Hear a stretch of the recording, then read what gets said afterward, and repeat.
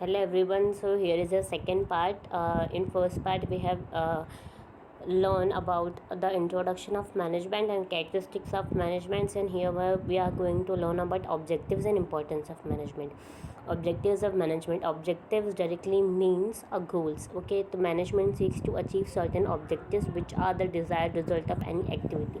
जब भी हम ऑब्जेक्टिव्स की बात करते हैं, गोल्स की बात करें, उसको अचीव करने की बात करते हो, तो हमेशा हम उसको किस तरीके से अचीव करते हैं जिसके बेसिस पे हमें हमारा जो रिज़ल्ट है वो डिज़ायर्ड रिज़ल्ट मिले. डिज़ायर्ड मतलब हमारा सेटिस्फेक्शन वाला रिज़ल्ट मिल सके हमें. ठीक है, तो इसके हमेशा 3 स्टेप्स होती है. 3 प्रोसेस के थ्रू हम ऑब्जेक्टिव्स देख सकते हैं. 3 ऑब्जेक्टिव्स होते हैं. एक होता है ऑर्गेनाइजेशनल ऑब्जेक्टिव्स, दूसरा होता है सोशल ऑब्जेक्टिव्स और तीसरा होता है पर्सनल ऑब्जेक्टिव्स. ऑर्गेनाइजेशनल ऑब्जेक्टिव्स मतलब जो भी हमारी विद इन द कंपनी जो भी हमें ऑब्जेक्टिव्स अचीव करने होते हैं, सक्सेस जो भी हमें अचीव करनी होती है वो हम किस तरीके से होती है और उसकी कौन सी 3 ऐसी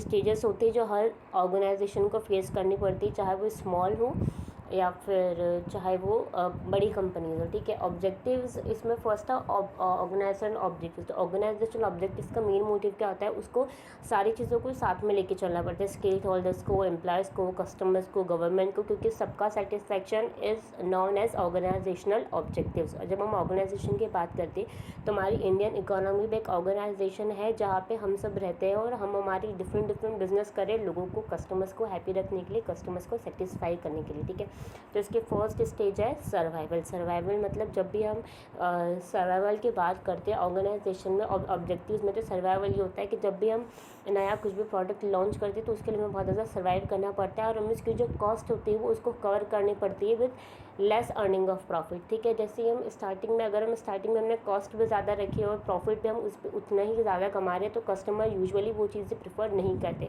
तो हमें हमेशा कस्टमर का जो सेटिस्फेक्शन है, कस्टमर का जो लेवल है उसको हमेशा ध्यान में रख के उसी के बेसिस पे ऑर्गेनाइजेशन के अंदर जो भी चीज़ होती है हम उसको प्रॉपर्ली डिसाइड करते हैं. ठीक है, फिर होता है प्रॉफिट. जब हमारा सर्वाइवल वाला जो पीरियड होता है ख़त्म हो जाता है, जब लोगों को हमारे प्रोडक्ट्स होते हैं या फिर कस्टमर को सेटिस्फेक्शन मिलने लग जाता है, तो तब हम सेकंड स्टेप पहुंच जाते हैं, दैट इज़ प्रॉफिट. जहां लोगों को ट्रस्ट मिल जाता है कि यहाँ पे जो प्रोडक्ट्स मिलेंगे या फिर यहाँ पे जो भी हमें चीज़ मिलेगी वो हमेशा परफेक्ट मिलेगी, अच्छी मिलेगी और 100% गारंटी के साथ ही मिलेगी. ठीक है, इसी तरह ये क्या हो जाता है, हमारा जो प्रॉफिट अर्निंग होता है वो बहुत ज़्यादा बढ़ने लगता है, जिसकी वजह से हमारी कॉस्ट जो होती है वो भी कवर हो जाती है और हमारा जो ऊपर का जो प्रॉफिट परसेंट निकलता है, जो हम मेहनत करें उसके बदले में जो हमें प्रॉफिट मिलता है वो क्या होता है, वो हमारा प्रॉफिट हो जाता है. Profit as a kind of award मिलता है जब हम इतनी सर्वाइवल स्टेज को जब हम पास कर लेते हैं तो हमारे पास प्रॉफिट आता है. प्रॉफिट के बाद आता है आपका ग्रोथ.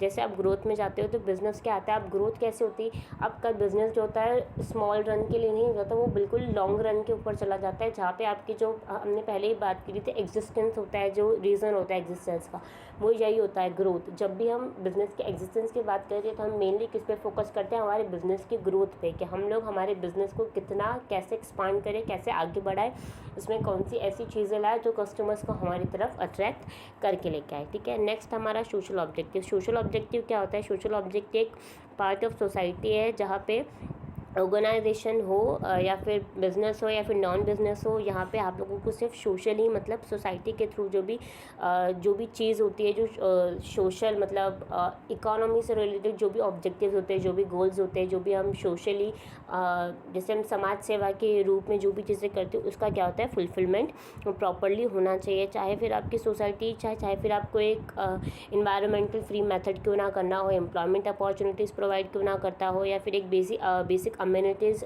लोगों को प्रोवाइड करना जिसकी वजह से वो पढ़ सके, आगे बढ़ सके, जिसकी वजह से उनके लिए सारी चीज़ ईजी हो जाए. तो ये क्या हो जाएगा, हमारा सोशल ऑब्जेक्टिव्स हो जाएगा. ठीक है, नेक्स्ट हमारा पर्सनल ऑब्जेक्टिव्स. तो पर्सनल ऑब्जेक्टिव्स क्या होता है, पर्सनल ऑब्जेक्टिव्स जो होते हैं वो पीपल्स के बेसिस पे मतलब अलग अलग सेक्शंस के पीपल्स के ऊपर डिपेंड होता है.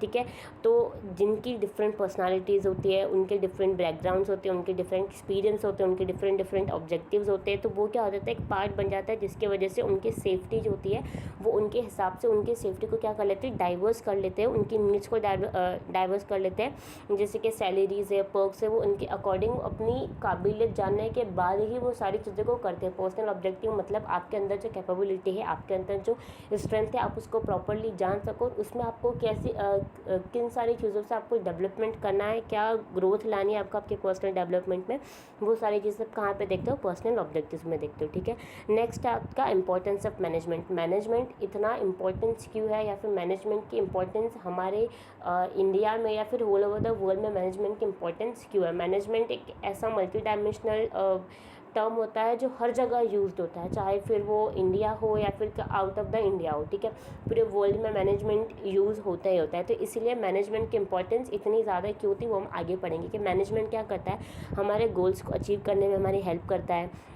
ठीक है, वो कैसे करेगा कि मैनेज होता है, वो डिफरेंट टास्क आपको असाइन करता है, जिसकी वजह से उनका जो एम होता है या फिर उनका जो एम होता है कि ईयरली उनको इतना प्रॉफिट अर्न करना है, या फिर जो भी सारी चीज़ें, जो भी एक पर्टिकुलर ऑर्गेनाइजेशन का जो गोल होता है वो किसके थ्रू आप अचीव कर सकते हो, मैनेजमेंट के थ्रू अचीव कर सकते हो। एक दूसरा क्या होता है कि मैनेजमेंट जो होता है वो आपकी एफिशिएंसी को इंक्रीज़ करता है। तो मैनेजर का जो एम होता है वो क्या करता है कि वो लो कॉस्ट पे और ज़्यादा प्रॉफिट को वो अर्न कर सके। ठीक है, ज़्यादा प्रॉफिट अर्न कर सके, और प्रोडक्टिविटी उनके बेटर हो, उनके जो क्वालिटी है सर्विसेज है वो सारी चीज़ें बेटर हो। तो वो किसके थ्रू की जाती है, POSDC के थ्रू। POSDC क्या है, फंक्शंस ऑफ मैनेजमेंट का एक शॉर्ट फॉर्म है। मतलब P is equals to planning, O organizing, S staffing, D directing, and C controlling. ये 5 फंक्शंस होते हैं जिसके बेसिस पे मैनेजमेंट जो होती है वो डिफरेंट लोगों की या फिर अपने खुद की एक ऑर्गेनाइजेशन की एफिशिएंसी को इंक्रीज़ करती है। ठीक है, मैनेजमेंट जो होती है एक डायनेमिक ऑर्गेनाइजेशन क्रिएट करती है। वहाँ पे एम्प्लॉयज़ जो भी काम कर रहे होते हैं उनका एक डायनेमिक पर्सनैलिटी है कि वो जितने भी चेंजेस हो रहे होते हैं या फिर वो इतने फ्लेक्सिबल इनफ होते हैं कि वो जितने भी चेंजेस होते हैं उनको ईजिली अडॉप्ट करके और उनकी ग्रोथ जो होती है उसको रिड्यूस नहीं होने चाहते बल्कि उनको और आगे अपने स्टैंडर्ड्स को बढ़ाते जाते हैं। ठीक है, फिर होता है manager helps in achieving personal objectives. इसके मैंने पहले ही बात की थी कि पर्सनल ऑब्जेक्टिव्स क्या होता है, बैकग्राउंड्स हो गए, एक्सपीरियंसेस हो गया, लोगों के डिफरेंट ऑब्जेक्टिव्स हो गए। मैनेजमेंट के थ्रू क्या होता है कि जब भी आप किसी भी कंपनी में जाते हो तो आपकी एक ड्रीम कंपनी में अगर आप पहुंच गए तो आपको पता है कि आप अपने आपके जो पर्सनल ऑब्जेक्टिव्स थे, आपके जो गोल्स है उस कंपनी से रिलेटेड या फिर आपके लाइफ से रिलेटेड, तो आप इसके थ्रू फुलफिल कर सकते हो उसको मैनेजमेंट के थ्रू, अपने टास्क को प्रॉपरली परफॉर्म करने, प्रमोशंस को गेन करके। ये सारी चीज़ें क्या हो जाती है, आपके पर्सनल ऑब्जेक्टिव्स आते हैं अगर हम बिजनेस के तौर पे देखें तो। ठीक है, नेक्स्ट होता है कि मैनेजमेंट क्या करती है, हमारी सोसाइटी को डेवलप करती है। एग्जैक्टली जब हम अच्छी बेटर क्वालिटी ऑफ प्रोडक्ट्स की गुड्स लोगों को प्रोवाइड करते हैं तो वो लोकल चीज़ों पे ज़्यादा फोकस नहीं करते, rather than they focus on high quality of goods and services, जहाँ पे उनका सेटिस्फैक्शन लेवल जो होता है वो पूरी तरीके से फुलफिल हो जाता है। और वो क्या करती है, हमारी सोसाइटी को डेवलप करती है। डेवलप कैसे करती है कि हमारी सोसाइटी का जो स्टैंडर्ड ऑफ लिविंग है उसको कैसे करती है, इंक्रीज़ करती है। ठीक है, अब नेक्स्ट टॉपिक में हम नेचर ऑफ मैनेजमेंट पढ़ेंगे, जो हमने पहले भी पढ़ चुके हैं कि मैनेजमेंट एक आर्ट क्यों होता है, मैनेजमेंट साइंस क्यों होता है, मैनेजमेंट एक प्रोफेशन क्यों होता है। तो यहाँ पर आपको इन सब चीज़ों के बारे में ब्रीफ डिस्क्रिप्शन दिया जाएगा कि हम मैनेजमेंट को आर्ट एज एन आर्ट क्यों कंसीडर करते हैं, या फिर मैनेजमेंट को हम प्रोफेशन क्यों कहते हैं, मैनेजमेंट प्रोफेशन की क्या नीड होती है। ये सारी चीज़ें हम किस में पढ़ेंगे, नेक्स्ट टॉपिक पे, that is nature of management. For now, thank you.